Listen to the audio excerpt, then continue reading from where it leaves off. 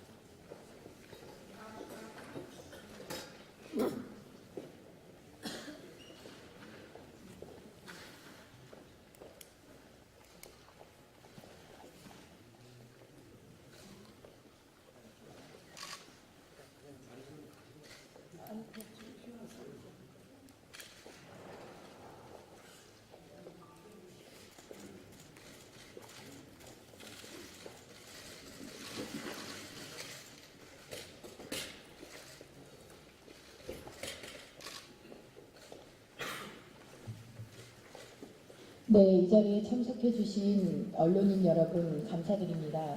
황교안 자유한국당 대표의 문재인 정권 국정농단 3대 게이트 기자회견 사회를 맡은 전희경 대변인입니다. 오늘 순서는 황교안 대표의 기자회견 발표 후 문재인 정권 국정농단 3대 게이트 특위위원장을 맡은 곽상도, 주광덕, 정태욱 의원의 추가 발언 순으로 진행할 예정입니다. 이후 언론인 여러분들의 간단한 질의응답 시간을 갖고 기자회견을 마무리하도록 하겠습니다. 그럼 먼저 문재인 정권 국정농단 3대 게이트와 관련한 황교안 대표님의 말씀이 있겠습니다. 네, 수고 많습니다.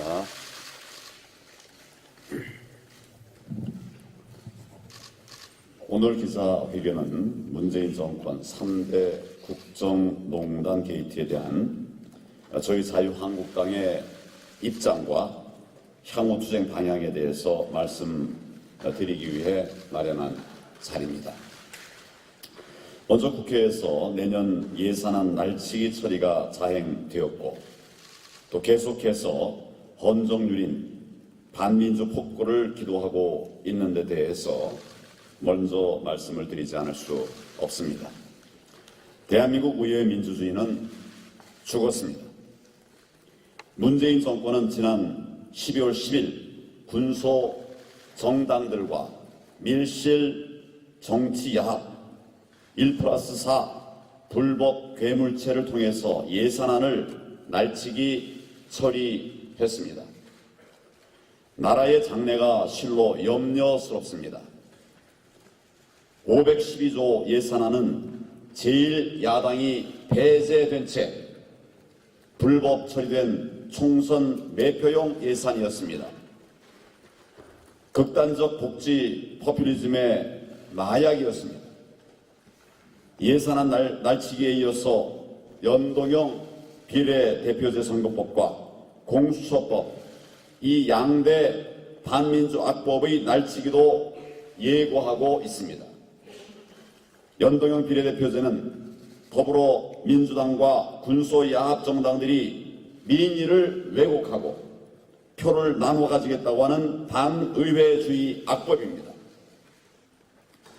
공수처는 청와대의 하명을 받아서 공작 정치를 자행하고 권력의 비리를 돕는 히틀러의 게슈타포가 될 것입니다. 양대 악법이 통과되면 행정부, 사법부에 이어서 입법부까지 저들의 손에 완전히 장악됩니다. 삼권 분립의 민주주의 기본틀이 무너지고 문재인식 좌파 독재가 완성되는 것입니다. 좌파 독재와 복지 포퓰리즘은 망국의 조합입니다. 이것은 몇몇 중남미 국가들이 이미 증명한 역사적 진실입니다. 위대한 현대사를 써내려온 우리 대한민국이 망국의 소용돌이에 휩쓸려들기 직전입니다. 거기에다가 초대형 국정농단 게이트까지 터져 나오고 있습니다. 이 나라가 번영하는 자유민주국가의 길로 계속 이어나갈 것인가? 몰락이 예정된 좌파 독재국가의 길로 들어설 것인가? 운명의 갈림길에 서 있습니다. 그런 절체절명의 심정으로 저는 국회 본회의장 앞에서 무기한 농성을 계속하고 있습니다. 문재인 정권의 본질은 거짓과 부패 덩어리였습니다. 문재인 정권 국정농단 3대 게이트에서 낱낱이 드러나고 있습니다. 첫째, 지난해 울산시장 선거에서 청와대가 주도해서 불법 선거 공작을 자행했다고 합니다. 초대형 부정선거 의혹입니다.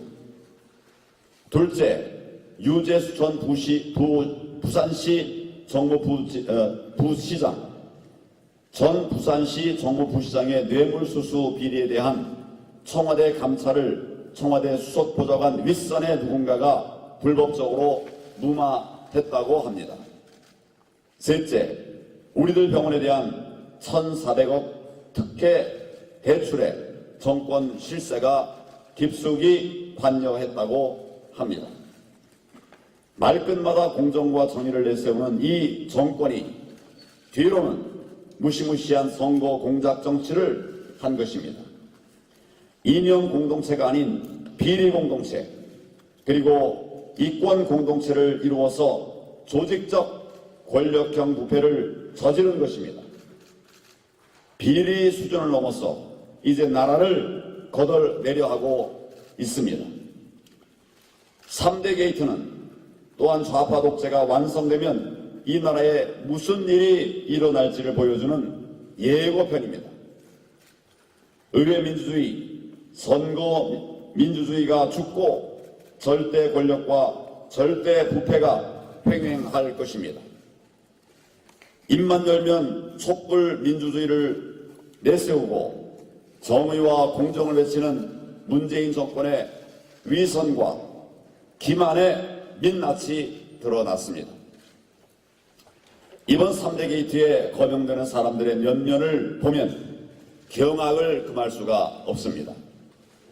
김경수 경남지사, 백원우 전 민정비서관, 양정철 민주연구원장, 윤건영 청와대 국정사무실장, 조국 전 법무장관 등 세간에서 친문 실세로 알려진 사람들이 모두 등장합니다. 그들은 또 모두 386 운동권 출신입니다. 이 나라에 친문 386 카르텔이 존재하고 있었습니다. 바로 이들이 문재인 정권의 요소요소에 또아리를 틀고 어둠의 네트워크를 형성해서 권력을 사유화하고 은밀하게 공작 정치와 권력형 비리를 실행하고 있었습니다. 이것이 문재인 정권 국정농단 3대 게이트의 핵심이요 본질입니다. 정상적인 정권이라면 스스로 경고등을 켜고 자기 개혁에 나섰을 것입니다.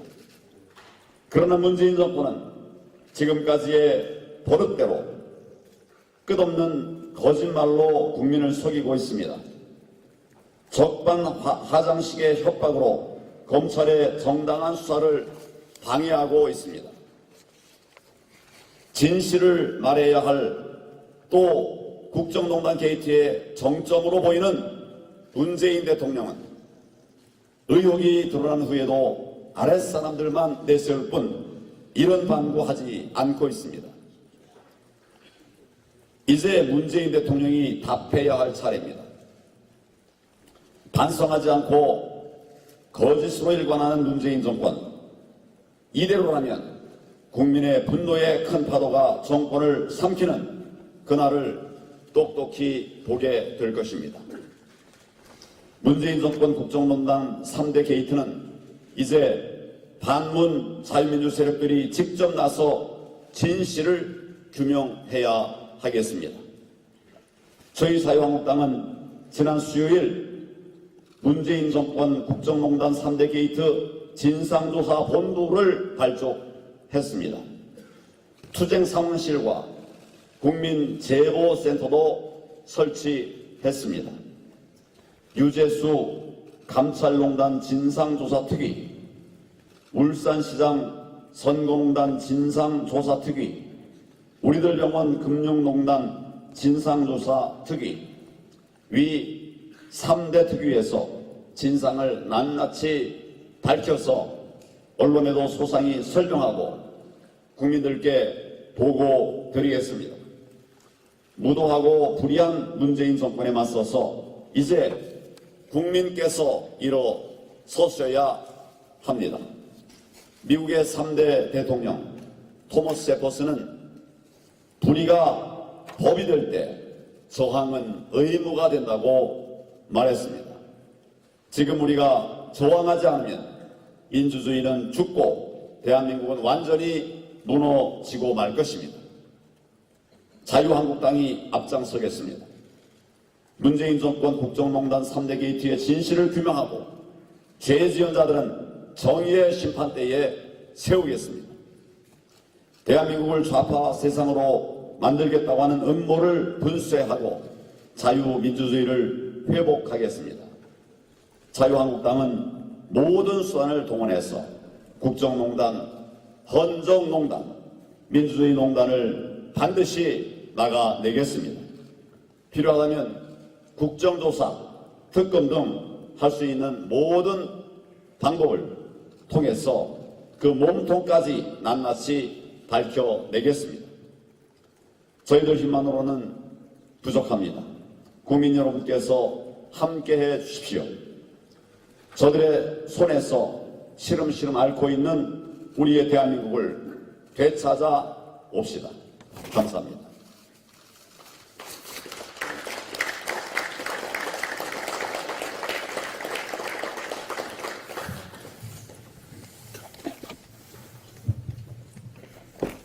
네, 그럼 다음으로 곽상도 총괄본부장 겸 유재수 검찰농단 진상조사특위 위원장님 발언이 있겠습니다. 예, 3대 국정농단 게이트 총괄본부장 곽상도 의원입니다. 먼저 울산시장 선거농단과 관련된 부분에 대해서 말씀드리겠습니다. 송철호 울산시장은 2017년 9월경부터 송철호 후보 선거준비단을 발족하고 소위 공업탑 기획위원회를 만들어 송병기 부시장이 빌린 울산 공업탑 인근 사무실에서 매일 아침 8시경 회의가 열렸다고 합니다. 이 선거준비단 회의에서 3가지 목표를 세우고 실행에 옮겼다고 합니다.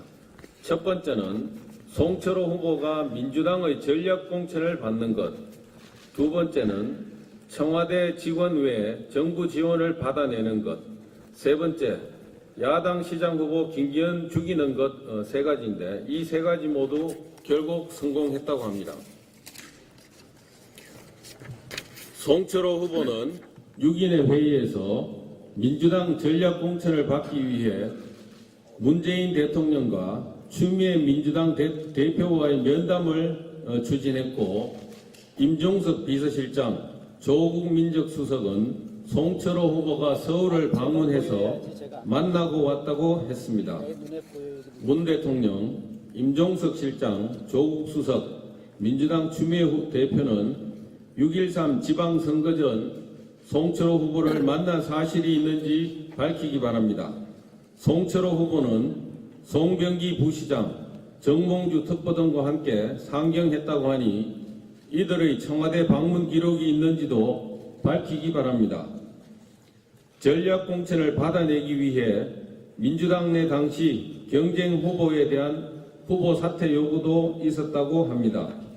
실제로 울산시장 선거 출마했던 모 후보는 2018년 2월 13일 불출마 선언을 하고 칩거에 들어가기도 했는데 이 불출마 선언의 배경에 대해 해당 후보 측은 이호철 측 관계자로부터 불출마 요구하는 메시지를 받은 데 따른 것이었다고 합니다. 이런 과정을 거쳐 2018년 4월 3일 송철호 후보가 민주당에서 단수 공천되기에 이르렀으니 문 대통령의 꿈을 이루려고 누가 영향력을 발휘해 단수 전략 공천된 것인지 불법은 없는지 검찰은 철저히 규명해야 합니다. 청와대 직원 외에 정부의 지원도 받아내려고 여러 가지 방안을 세우고 실행했다고 합니다. 김부겸 행안부 장관은 2차례 울산을 방문했는데 두 번째는 송철호 후보와 직접 만나지 않으려고 해 송 후보가 경주까지 찾아가 만났고 이때 찍은 사진을 선거 홍보에 활용했다고 합니다. 김은경 환경부 장관이 2017년 10월 26일 울산 방구대 안각화 방문 시 시장도 아니고 민주당 시당위원장도 아닌 송철호 변호사가 장관을 수행해 함께 보고받았습니다. 환경부 장관의 울산 방문을 수행하기 위해 송철호 후보 측, 정몽주 특보 등이 장관 측과 수차례 일정을 협의하는 전화도 이곳 사무실에서 있었다고 합니다. 2018년 1월 청와대 장완석 행정관이 송철호 후보 일행을 만나 울산 공공병원 건립 관련 공약을 지원해준 사례가 드러난 바 있습니다. 장관들의 이런 행적 역시 공무원의 중립 의무를 위반한 것으로 선거법 저촉 여부가 규명되어야 합니다. 야당 후보 김기현 죽이기에 나선 정치경찰의 수사 사례도 유기뇌와 밀접하게 관련되어 있습니다. 황운하 청장과 송철호 후보의 만남, 황운하 청장과 송철호 선대본부장 출신인 유석호 씨와의 만남, 성혜구 팀장과 송병기 부시장의 535회 통화, 청와대 하명에 따른 수사와 경찰의 9번에 걸친 청와대 보고, 청와대 직원들과 수사팀 간의 수시 연락 등등 경찰 수사와 유기뇌도 밀접하게 관련되어 있다는 여러 가지 정황들이 모두 드러나서 기획 선거를 이 유기뇌에서 기획한 대로 이행이 됐다는 언론 보도를 뒷받침해주고 있습니다. 유재수 감찰농단과 관련한 사항을 말씀드리겠습니다. 유재수가 구속 기소된 범죄 사실이 이제 명명백백하게 드러났고, 이 범죄 사실은 청와대 감찰에서 밝혀졌거나 밝혀질 수 있었다고 합니다. 이런 범죄 사실이 드러나지 않도록 묵살 중단시켜준 것이 바로 청와대 민정수석실입니다. 문 대통령의 최측근 비서관들이 나서서 저지른 범죄임이 드러났는데도 문 대통령은 말이 없습니다. 자신의 비서가 저지른 범죄에 대해서도 못 본 척하고 있습니다. 감찰이 중단되어 문제가 된 사람을 민주당에서 추천해서 국회 전문위원이 되었습니다. 유재수와 민주당이 범죄로 한통속이 된 것이 아니라면 이 추천한 민주당에서 추천한 경위를 국민들 앞에 밝히고 사죄해야 함에도 지금까지 꿀먹은 벙어리입니다. 또 이런 사람을 부산시 경제부시장으로 발탁해준 오거돈 부산시장도 유재수를 누가 추천했는지 그 경위를 밝히고 국민들께 사죄해야 합니다. 금융위원회에서 유재수를 의원 면직 처리해준 경위, 부산시에서 수사 중인 공무원을 직권 면직 처리해준 경위, 유재수에 대해서만 이렇게 계속된 특혜 경위를 낱낱이 밝혀내야 합니다. 우리들 병원 불법 대출과 관련해서 신혜선이라는 분이 추가 자료를 공개하였습니다. 거론되신 분들은 어떤 것을 알아봐 주도록 요청받았는지 또 어떤 일을 해주었는지 응답하시기 바랍니다. 이 대통령과 민주당 관련되는 분들 소통하겠다고 그렇게 많이 얘기하고 공약까지 내세운 분들이 국민들이 묻는 데 대해서 아무런 답변이 없습니다. 이런 소통하는 노력을 해야 되지 않겠습니까? 정말 응답하라 문재인입니다. 네, 이상입니다. 네, 다음으로 주광덕 울산시장 불법선거 개입 의혹 진상조사특위위원장의 발언이 있겠습니다. 청와대의 울산시장 선거 개입 의혹의 진상을 규명하는 특위에서 활동하고 있는 주광덕 의원입니다. 대한민국 대통령은 대통령으로 취임하면서 헌법을 준수하고 국가를 보위하는 일에 성실히 수행할 것을 국민 앞에 엄숙히 선서하고 대통령직을 시작합니다.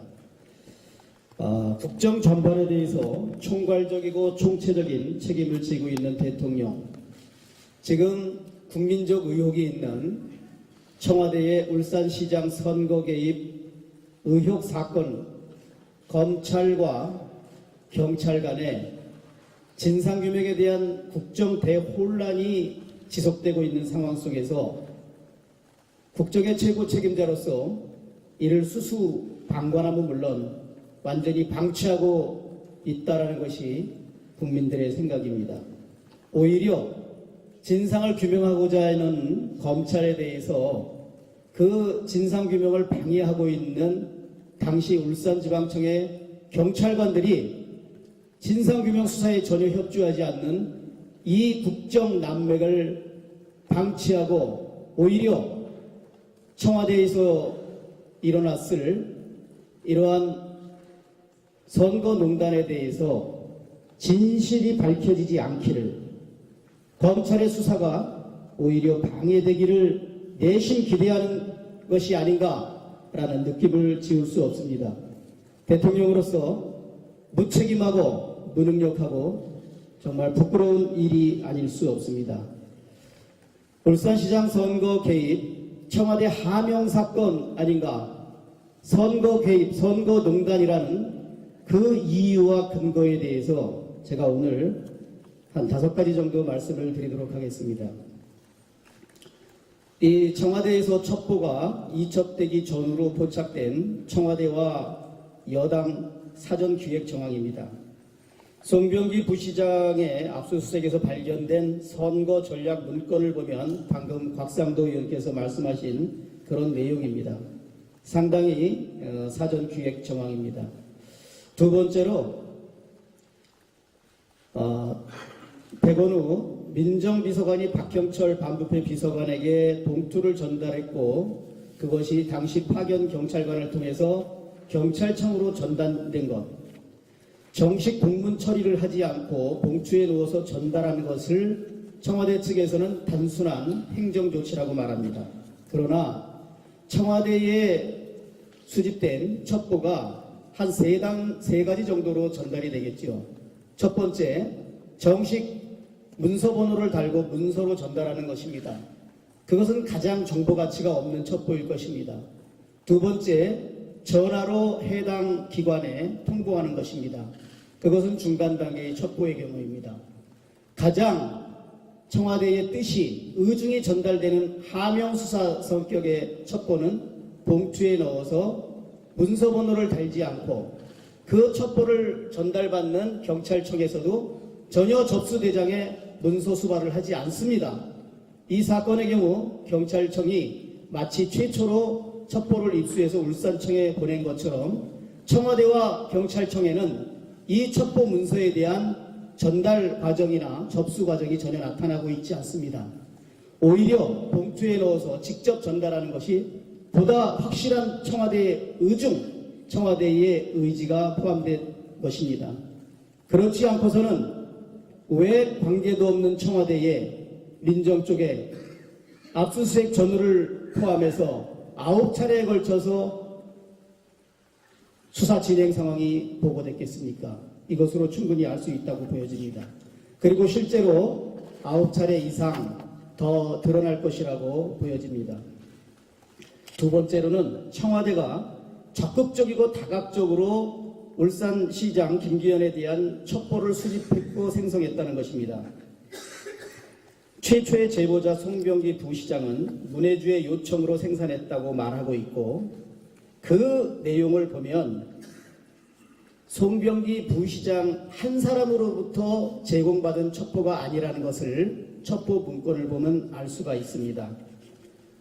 또한 그 첩보에 대해서 지금 제가 말씀드린 것처럼 송병기 부시장이 알기 어려운, 접수하기 어려운 내용의 정보가 청와대 첩보 보고서에 포함되어 있다는 사실입니다. 세 번째로는 경찰이 수사 진행 상황을 현재 드러난 것으로만, 그리고 청와대 노영민 실장이 인정한 내용만으로 9차례입니다. 여기에 두 가지 중요한 포인트가 있습니다.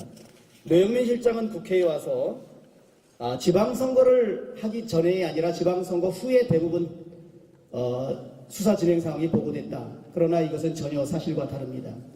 두 번째로 청와대가 요구한 것이 아니라 그냥 청와대가 먼저 요구해서 이게 보고한 것이 아니라고 하고 있지만 지금 당시에 첩보를 수사 진행 상황을 보고한 경찰관들의 진술에 의하면 오히려 청와대 요구에 의해서 대부분이 다 수사 진행 상황이 보고됐다는 것입니다. 네 번째로는 울산시청 비서실 압수수색하기 직전에 이루어진 청와대의 사전 보고의 내용입니다. 경찰은 분명히 보고서에 오늘 오후에 압수수색이 진행될 계획이라는 압수수색 계획에 대한 사전 보고를 합니다. 청와대에. 그런데 노영민 실장은 어떻게 표현하냐면 압수수색이 실제로 일어나기 20분 전에 보고를 받았다고 주장을 했습니다. 운영위에서. 그러나 실제로 압수수색은 그 3월 16일 오후 2시 30분부터 이루어집니다.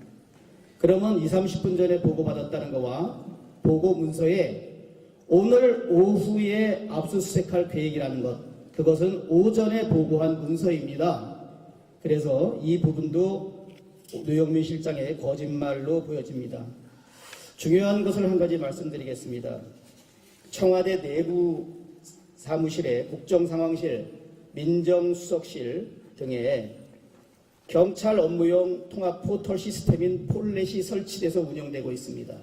그런데 청와대 밖에 있는 창성동 별관에도 이 폴렛이 설치돼서 운영되고 있습니다. 폴렛에 포함되어 있는 메신저를 통해서 울산청에 수사하는 수사경찰관이 청와대에 파견 근무 중인 경찰관에게 수사 상황을 수시로 보고한 정황이 있습니다. 이 내용이 검찰에서 밝혀지면 국민들은 경악할 것이라고 생각합니다. 하명 수사의 5번째 이유는 백원우 특감반의 울산행에서 나타난 일입니다. 고래 사건 갈등 기관 간에 의견 조정을 위해서 갔다고 말하고 있으나 보고서상 일자와 실제 울산에 갔다는 날짜가 맞지 않습니다. 또 보고서 내용의 3줄에 구체적인 조사 내용도 전혀 담겨져 있지 않습니다. 마지막 중요한 거, 그 백원우 특감반으로 현장에 갔던 사람들은 울산청에 고래 사건 수사를 담당했던 형사과장을 만난 것이 아니라 수사과장을 만났습니다. 수사과장은 울산시장 비리 사건 수사를 하는 그 수사팀입니다. 이와 같은 1차적으로 5가지 근거에 의해서 울산시장 선거 개입 사건은 첩보에 의한 수사는 청와대의 하명에 의한 수사라는 것이 나타납니다. 문재인 대통령께서는 금년 3월 18일 장제연 김학의 버닝썬 사건과 관련해서 국민들이 보기에 대단히 강한 의혹이 있는 사건이다. 그런데 은폐하는 부분이 많다. 검찰과 경찰 등 수사기관들의 고의적인 부실 수사나 적극적인 진실 규명을 가로막는 비호와 은폐 정황마저 보인다. 그러면서 이 사건의 진상을 규명하지 못한다면 우리나라는 정의로운 사회가 아니다. 그러면서 법무부 장관과 행안부 장관에게 이런 말씀을 하시면서 책임을 지고 조직의 명운을 걸고 이 사건의 실체에 제기되는 의혹들을 명명백백하게 밝혀주기 바란다고 말씀하고 계십니다. 지금 울산시장 선거 청와대 개입 의혹 사건이야말로 국민적 의혹이 있고 민주주의 파괴고 헌정질서 문란의 핵심적인 사건 아니겠습니까? 그런데 지금 경찰관 10여 명이 검찰의 조사에도 응하지 않고 있는 헌정사 초유의 일이 나타나고 있습니다. 그런데 대통령과 여당 측에서는 진상규명을 가로막는 경찰의 도를 넘는 행태 전혀 제지하지 않고 있습니다. 문재인 대통령에게 촉구합니다. 장제연 김학의 버닝썬 사건 그 이상으로 국민들을 향해서 그리고 검찰을 향해서 철저한 수사를 지시하고 경찰관들을 향해서는 수사에 적극 협조하라는 대통령의 지시가 필요합니다.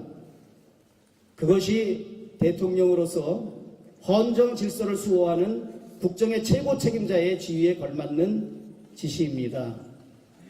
민주당에게 경고합니다. 이러한 검찰 수사에 대해서 검찰을 그냥 두지 않겠다고 발언하는 민주당 당대표 그리고 원내대표를 비롯한 모든 민주당 주요 인사들이 이 사건 수사를 하고 있는 검찰을 연일 맹비난하고 있습니다. 이러한 검찰 공격 당장 중단해 주시고 오히려 대국민 사건과 함께 수사에 협조하여 주시기를 바라며 검찰은 헌정 질서를 수호하는 역사적 책임 아래 이 사건 법과 원칙에 따라 철저하게 신속하게 수사해 주시기를 당부합니다. 네, 그럼 마지막으로 정태욱 우리들병원 금융농단 진상조사특위위원장의 발언이 있겠습니다. 예, 우리 진상조사위원회에서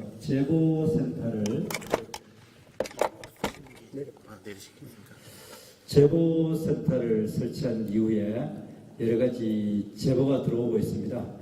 그러나 현 정부가 조직적으로 방해하는지 공식적인 자료는 거의 없습니다만 제보를 중심으로 해가 오늘 3가지의 우리들 병원 특혜 의혹을 이 자리에서 공개하도록 하겠습니다. 첫 번째는 2012년 12월에 이 대출이 이루어졌는데 이때 그 기본 대출이 이루어질 당시에 이상호 원장의 신용도가 신용 불량 상태라는 건 여러분들이 잘 알고 있을 겁니다.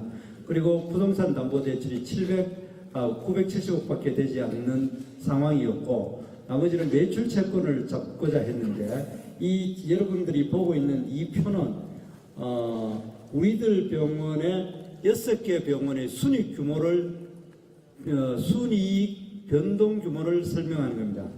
2011년 같은 경우에 6개 병원 전체 합쳐가지고 순이익이 105억 원입니다. 그런데 2012년에는 대출이 이루어지는 그때 당시에 순이익이 17억 원으로 줄어듭니다. 그리고 또 2013년 대출이 이루어진 바로 다음에는 순이익 규모가 33억 원 적자로 나타나고 있습니다. 이 표가 설명하는 바는 순이익 규모가 급격하게 줄어드는 상황이었습니다. 그리고 자료를 제출하지 않아가 저희들이 눈으로 확인하지 않았습니다만은 제보에 의하면 이 6개 병원 중에 거의 4-5개 병원이 이 당시에 벌써 자본 잠식 상태에 있었다는 제보가 있었습니다. 그럼에도 불구하고 이렇게 1,400억이라는 돈이 빌려줄 수 있다는 것은 엄청난 특혜라는 것을 이 자료가 설명합니다. 다음 두 번째로는 우리들 병원에 1,400억을 대출할 때에 대출 신용도를 조사한 서류입니다. 이거는 한미회계법인에서 만든 원리금 상환 가능성 평가 보고서인데 이 내용 안에 보면은 우리들 병원을 대기업으로 분류했습니다. 그래서 이것이 대기업이 맞는지 한번 제가 확인을 한번 해봤습니다. 2012년 당시에 우리들 병원 청담점 기준으로 해가지고 병상이 236개고 1년 매출액이 690억이었습니다. 병원 측은 아주 중규모 정도밖에 되지 않습니다. 그런데 그 옆에 지금 다음 병원부터 먼저 한번 설명하겠습니다. 이 자료는 그때 당시 비교가 되는 같이 산업은행에서 돈을 빌려줬는 A의료재단입니다. A의료재단 같은 경우는 병상수가 550, 본원 기준입니다. 550개인데 우리들 병원은 230개, 절반밖에 되지 않고 매출액이 A의료기관은 1,164억인데 우리들 병원은 690억입니다. 그러니까 전체적으로 합쳤을 때에 그 규모에 있어 가지고 절반밖에 되지 않는 병원인 우리들 병원은 대기업이라 표현하고 A 의료기관은 이걸 중소기업이라고 표현했습니다. 그리고 또 여기 금리 부분에 대해서 여러분들이 이 카메라를 비출 수 있으면 비춰주십시오. 금리 부분에 우리들 병원이 이렇게 자본 잠식 상태이고 급격하게 순이익이 줄어들어 가지고 사실상 순이익이 적자로 돌아선 이 회사에 대한 금리는 800억에 대해서 5.54%, 300억에 대해서는 4.69%입니다. 똑같은 A 의료기관은 오히려 병원 규모도 크고 매출액도 많고 자본 잠식 상태가 아닌데도 불구하고 6.68%, 6.7%, 5.54% 이건 굉장히 중요합니다. 무려 1.3% 이상의 금리 차를 낸 것은 이거는 보통 특혜가 아니다라는 것을 이 자리에서 설명하는 겁니다. 그리고 또 2017년에 여기서 한번 1,000억 정도 남은 돈을 대환하는데 그때 이 우리들 병원에 대해서는 일반적으로 대원할 때는 10%나 20%를 갖고 대원을 해주는데 그런 사실이 전혀 없다는 것을 확인했습니다. 다시 한번 정리를 하면은 이 우리들 병원에 대해서 단기 순이익이 적자이고 자본 잠식 상태인 상태에서 대출이 이루어졌고 인근 비슷한 규모의 병원에 비해서 도저히 규모가 절반밖에 되지 않는데 훨씬 더 이자율이 샀다 이런 것으로 봐서 이것은 특혜 대출이 의혹을 더욱더 깊게 하는 겁니다. 그래서 이 부분에 대해서는 더 이상 이 정부가 미적거리지 말고 수사에 착수해야 될 거다. 그 이야기를 이야기합니다. 이상입니다. 고맙습니다. 네, 세 분 특위위원장들의 발언을 다 들어보셨습니다. 그럼 지금부터 질의응답 시간을 갖도록 하겠습니다. 질문이 있으신 언론인 여러분들께서는 손을 들어서 의사를 표해 주시면 저희가 마이크를 드리도록 하겠습니다.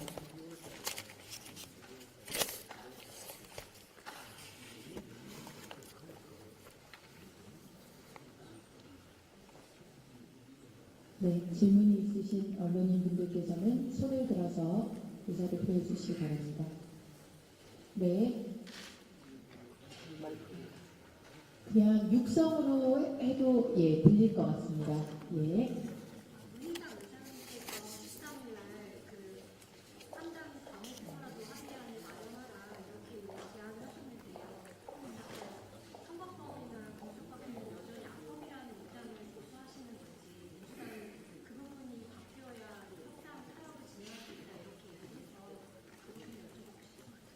예, 악법을 악법이라고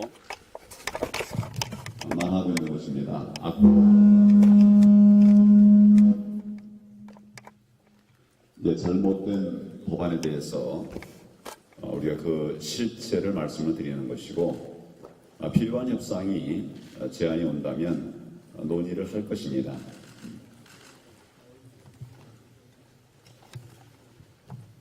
네, 또 다른 질문 있으신 언론인 계십니까? 네. 뉴시스, 이 기자님, 뉴시스의 이승주 기자님. 민주당에서 내일 본회의 하겠다고 얘기를 하고 있고, 일단 물당계도도 내일 마라톤 협상 기한으로 두고 있는데요. 오늘 이런 게이트를 하신 거는 협상 의지가 사실상은 없다고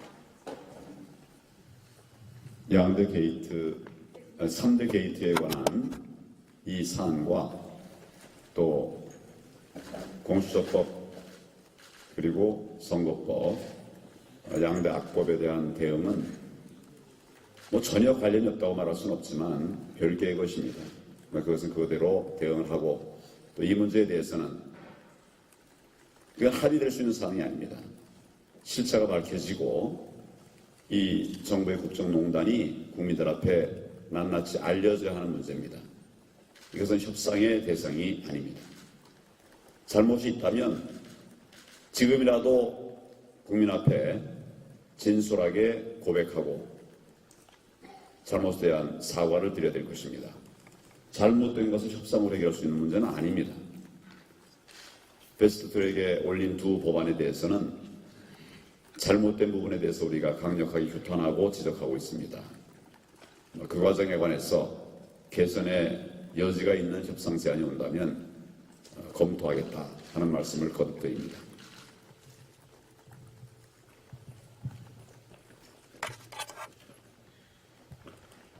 네, 또 질문 있으신 우리 기자분 계십니까?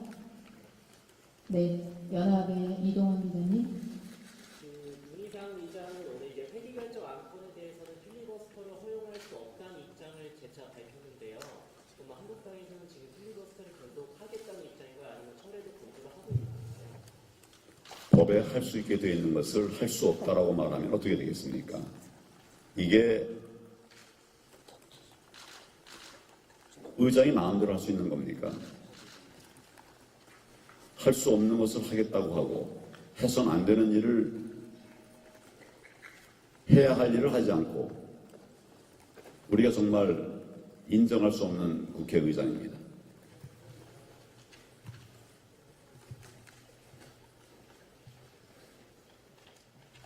네.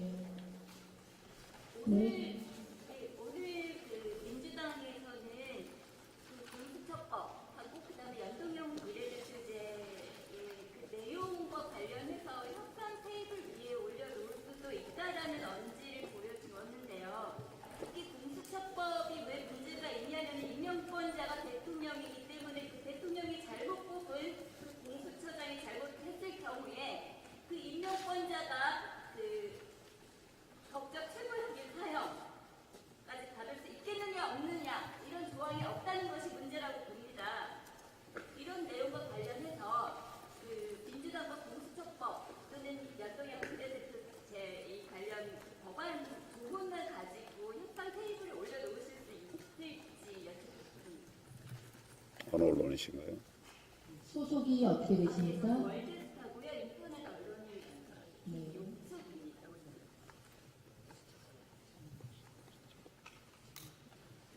예, 질문의 취지가 명확하지 않아서 제가 여쭤본 것인데요. 두 법에 대해서 잘못된 악법은 고쳐져야 된다. 폐기돼야 된다. 이런 생각을 저희는 가지고 있고 구체적인 내용에 관해서는 필요한 때에 협의를 해 나가도록 하겠다 하는 말씀을 드립니다. 네, 더 이상 질문 주실 언론인분들이 안 계시면 이상으로 기자회견을 마치도록 하겠습니다. 이곳 로텐더홀에서 저희가 2대 악법 저지를 위한 무기한 농성을 벌이고 있습니다. 지금 이곳 뒤에도 많은 의원님들 그리고 당협위원장님들 와서 함께 하고 계십니다. 저희의 요구가 관철되어서 이 2대 악법이 폐기될 때까지 저희의 농성은 계속될 것이고 아울러 문재인 정권의 실체, 이 3대 국정농단의 실체도 계속해서 국민들께 소상히 알려드리도록 하겠습니다. 오늘 관심을 가지고 이 자리에 함께해 주신 언론인 여러분들께 다시 한번 깊은 감사를 드립니다. 그럼 이상으로서 기자회견을 모두 마치도록 하겠습니다. 감사합니다. 연합한테 좀 설명 좀 해주세요. 연합 수학회는 그 문서에서 죄송하죠.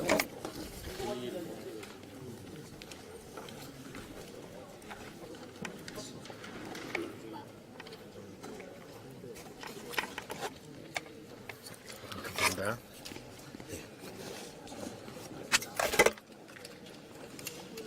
예, 와이어리스